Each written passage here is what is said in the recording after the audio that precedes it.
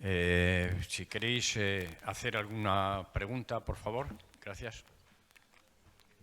Es el momento, nos queda todavía un cuarto de hora según el programa previsto. Entonces, por favor, si queréis intervenir cualquiera de la sala. Don Luis Cuena. Hola, buenos días. Es una pregunta para Amaya.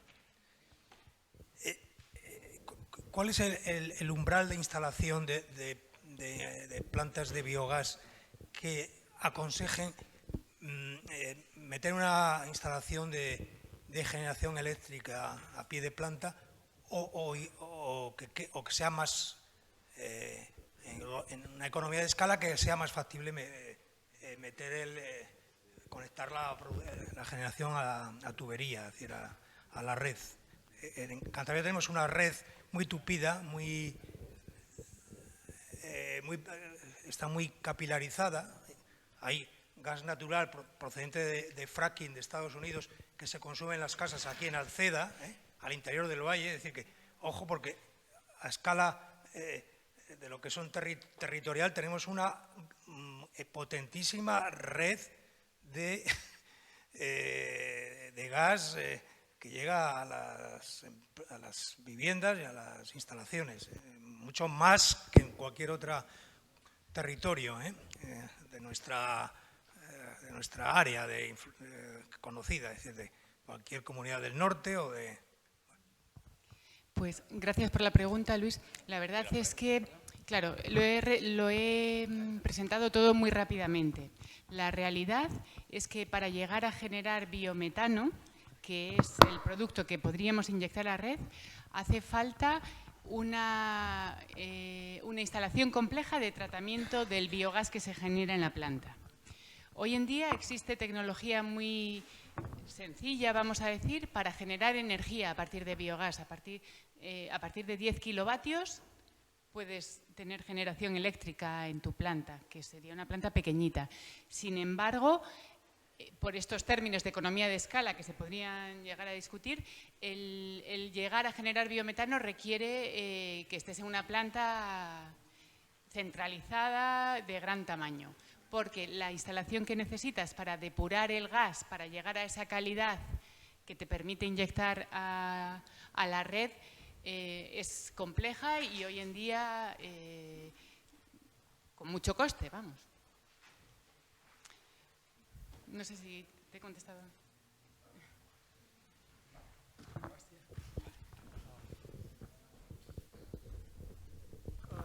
Yo también, es una pregunta para Maya. Tú has dicho antes que una de las maneras para no contribuir a tanta producción de metano era alimentar de otra manera, es el primer apartado que has puesto, alimentar de otra manera a los animales. Hoy en día se sabe que el consumo exige animales gordos y jóvenes. El mercado exige estos niveles. Claro, yo provengo de una tierra que no existe la agricultura intensiva como aquí. Lo más grande de allí es insignificante aquí. Sobre todo, por ejemplo, en tema de cerdos, allí no hay casi granjas. Pero sí que nos han enviado la cultura de aquí en el cebadero de corderos. No existían y hace pocos años que existe. Claro, lo nuestro es muy diminuto. Pero en el primer punto que has puesto, pues hay que concienciar a la gente que tiene que consumir animales de mayor edad y que si no son gordos no pasa nada, se pueden consumir. Esto es un efecto.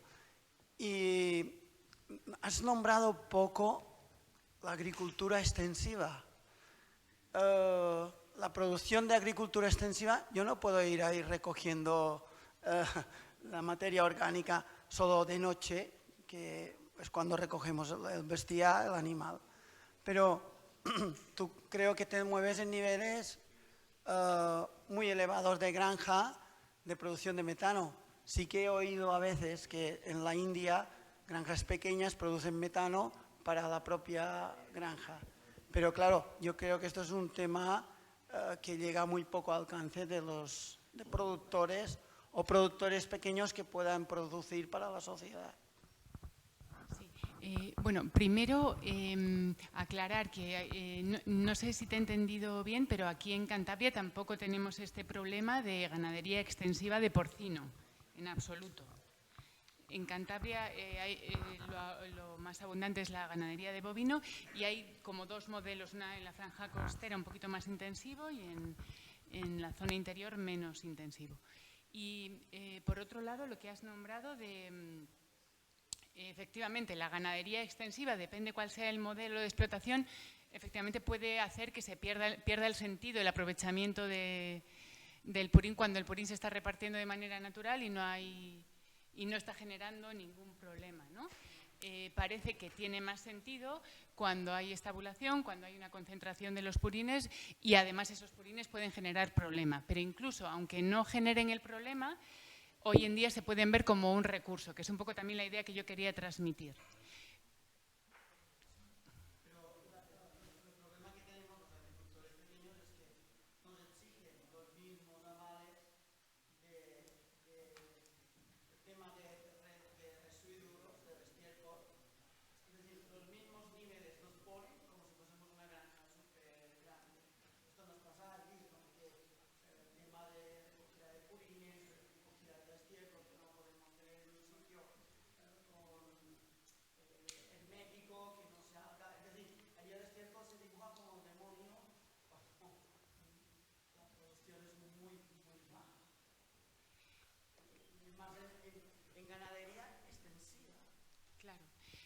Sí, vamos a ver, yo desconozco lo que ocurre allí en Baleares, pero la realidad es que la normativa en general sí que tiene en cuenta el distinto modelo de ganadería, ¿no? De hecho, por ejemplo, la directiva de nitratos que he nombrado yo antes, lo que establece es una cantidad de nitrógeno aplicado al terreno por unidad de hectárea.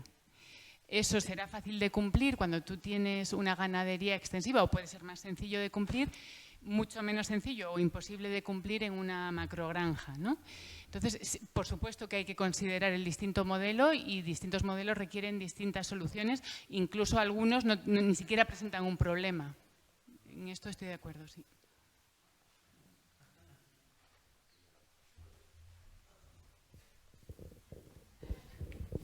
Desde aquí mismo, igual. Era para José Manuel. Muchas gracias, un placer escucharte. Pero te quería consultar por el tema de, bueno, centrar en el tema del cambio climático, gas de efecto invernadero, centrar los focos en el CO2 y un poco relacionado además con el contexto que estamos de suelos, por el tema de la gestión, el manejo de los suelos o el descuido de los suelos, el tema del vapor de agua, por su gran efecto invernadero, incluso por encima del CO2, ¿cuál es hasta dónde llega realmente? ¿Cuál puede ser la influencia en cómo estamos manejando los suelos? No sé, si nos puedes comentar algo al respecto.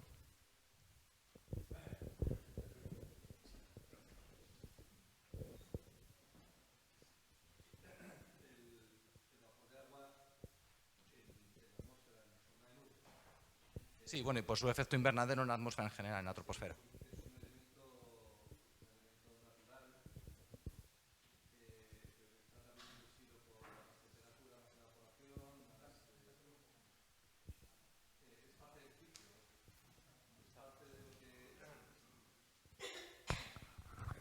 Es parte del ciclo, es parte de lo que modelan los modelos con los que se hacen todas las simulaciones, todas las proyecciones.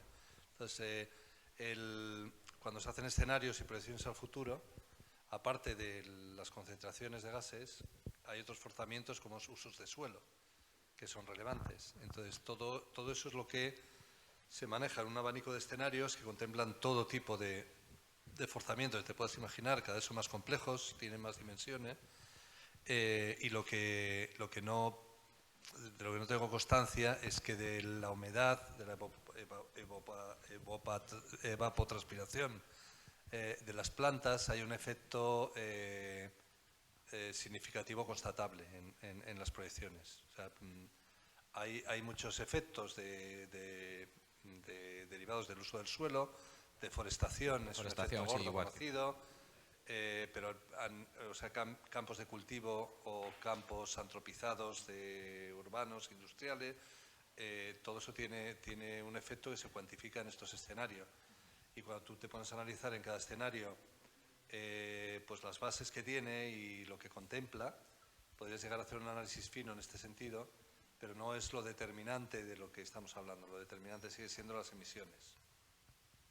Todo relevante, y a escala regional seguramente tenga más impacto que a escala global, porque claro, no es lo mismo que Las Vegas te las cargues, las conviertas en polígonos a efectos del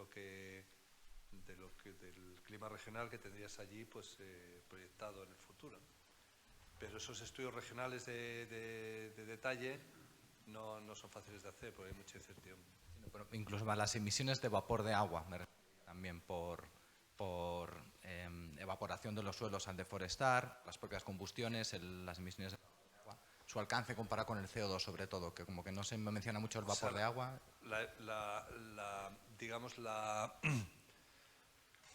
Si miras la evaporación de los océanos, la evaporación de agua en los océanos por calentamiento es órdenes de magnitud mayor que el efecto de los campos. Entonces, al final, aunque tú tengas más humedad en el sistema, esa humedad precipita y llega a un balance, afecta al ciclo hidrológico. Pero no es que a medida que emites más agua esto se concentre o se forma parte de esta evolución que te digo. Pero no es el factor determinante los suelos. En el caso del agua y la humedad es el océano, por efecto del calentamiento.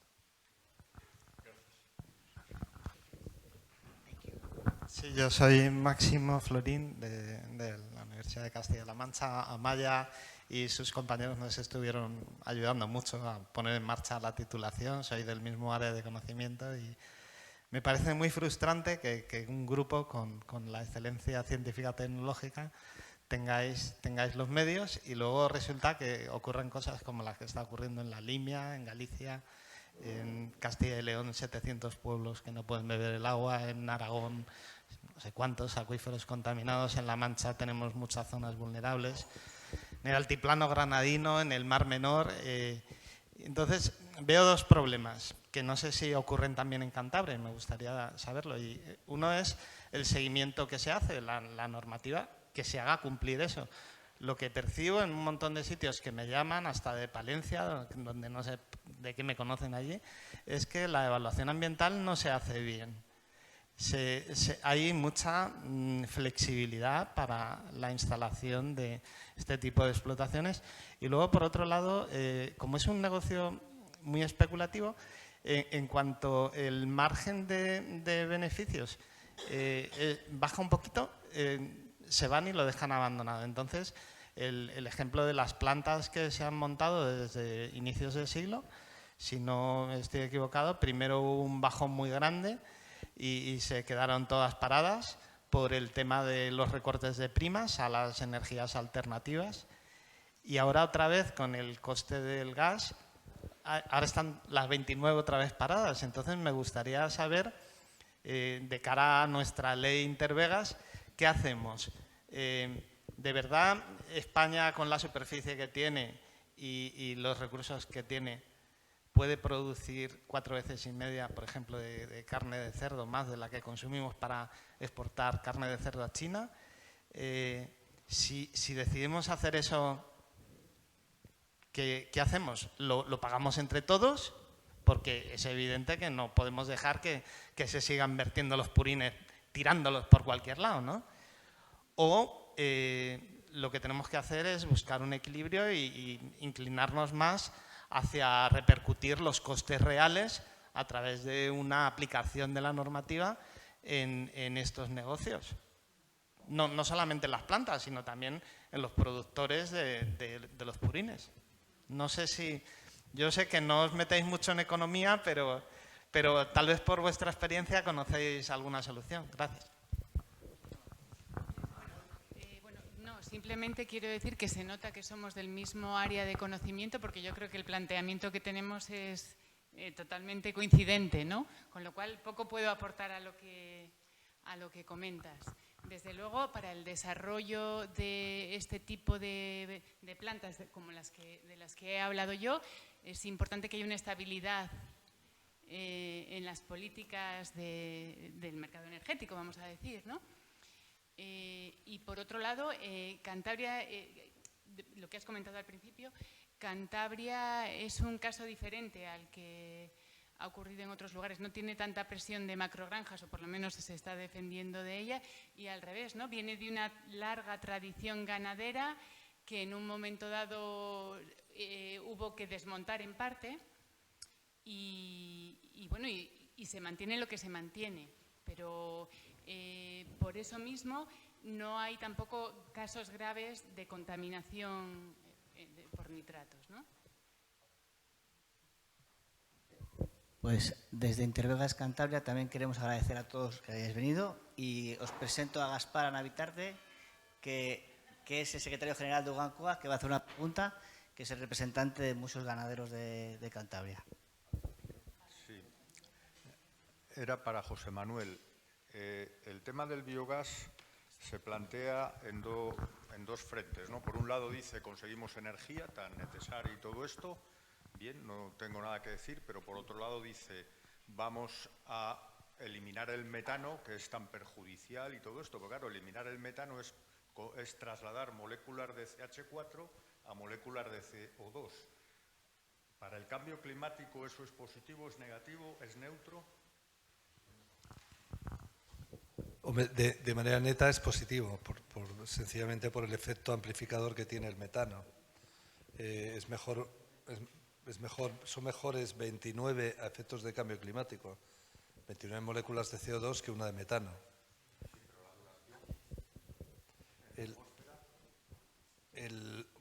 No sé las cuentas del efecto neto de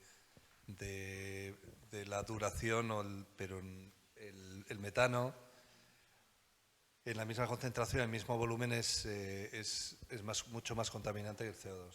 O sea que lo que he leído, que el metano creo que dura unos 19 o 20 años hasta que se digiere en la atmósfera y el CO2 dura cientos de años.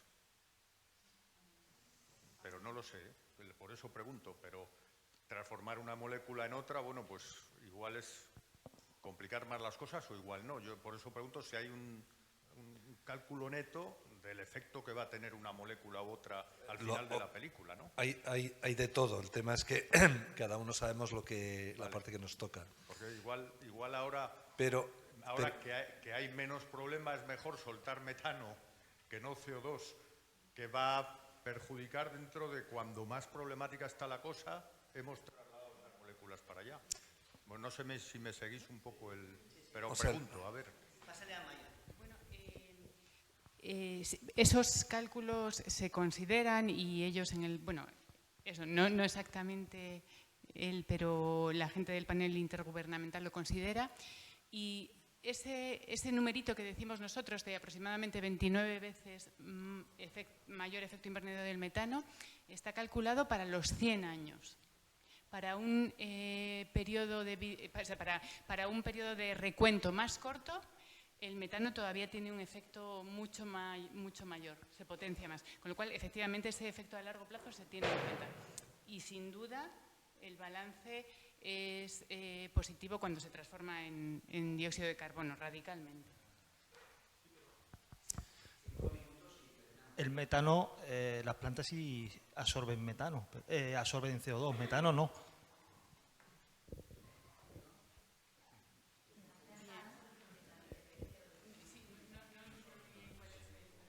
Que al final el CO2 sí entra dentro del ciclo, el metano es como un poco más aparte, ¿no?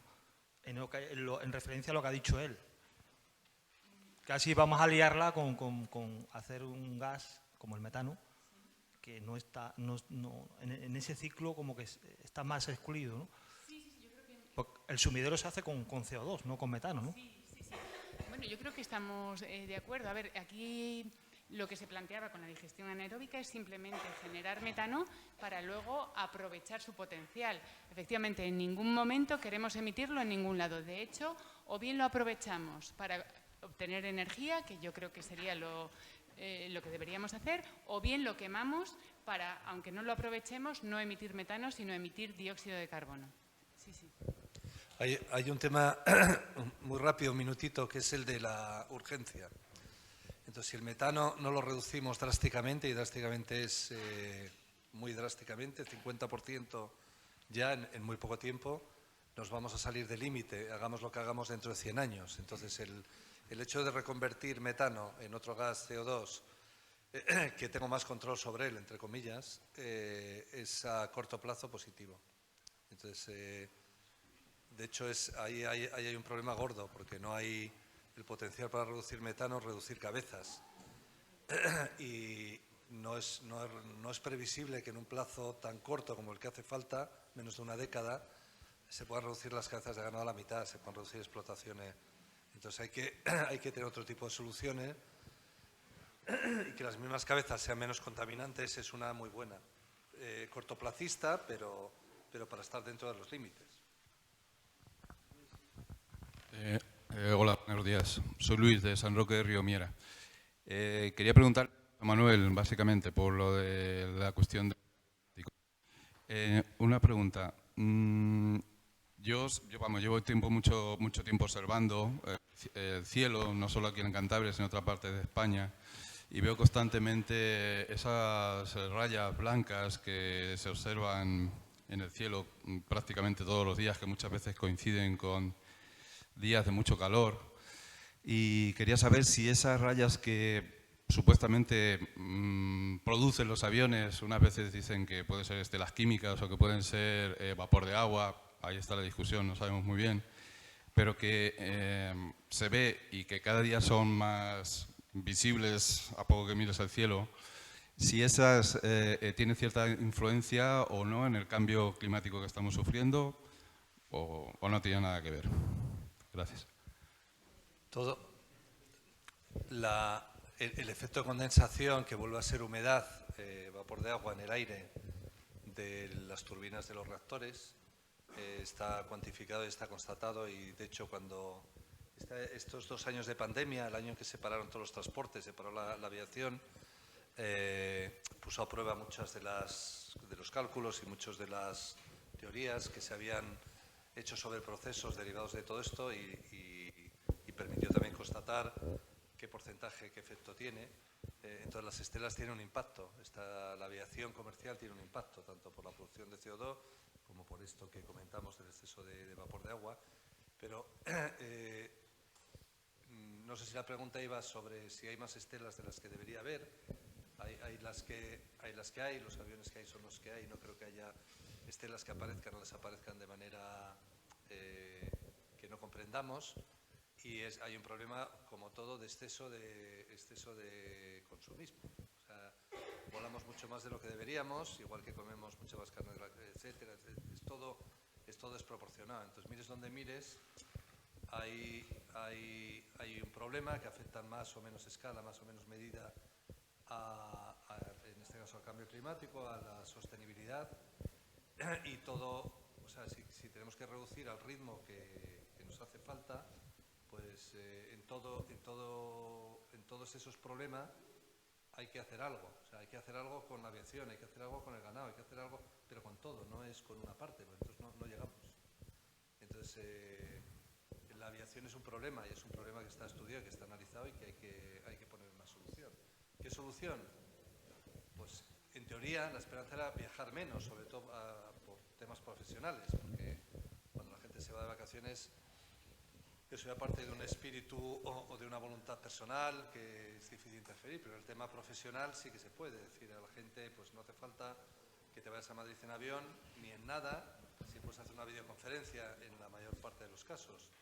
Yo tenía ciertas esperanzas con eso, que se reduciría notablemente, o sea, sería un paso sustancial, pero parece que volvemos otra vez a todo presencial y a todo el mundo viajando otra vez de manera desenfrenada y desaforada. Algunos lo hemos cortado. Yo, por ejemplo, ahora no viajo, salvo que sea razón de perentoria. Y si no me ponen una... Bueno, aquí sí que he venido porque es local y está mi amigo Enrique. Pero quiero decir, ahora hay medios, entonces si la gente no pone... Aquí hay un streaming, si no facilita medios para que la gente que está lejos se pueda conectar de manera remota, pues yo creo que hay que boicotear ese tipo de actos y ya está. O sea, no participar en ello. Creo que tenemos una última pregunta. Sí. Sí, hola. Bueno, lo mío más que una pregunta era como una especie de reflexión. Después de todo lo que vimos aquí, una reflexión que hago en voz alta por si me ayudáis a decir estás tarao o, bueno, pues sí, igual tienes razón. Entonces, al hilo de lo que decía, de lo que nos expuso Amaya, de los biodigestores, del problema que hay con los purines, al hilo también de lo que expuso Francisco, de cómo va, bueno, Francisco y tú, y José Manuel, de cómo va a afectar el cambio climático por nuestras latitudes, más o menos. Digo yo, no sé quién dijo una vez que una solución humana a un problema generaba dos problemas nuevos. Entonces igual es mejor ir a la raíz en vez de ponernos a biodigerir y producir gases, porque hablabas sobre 500 cabezas para tener ahí como un aprovechamiento energético, el ejemplo que ponías.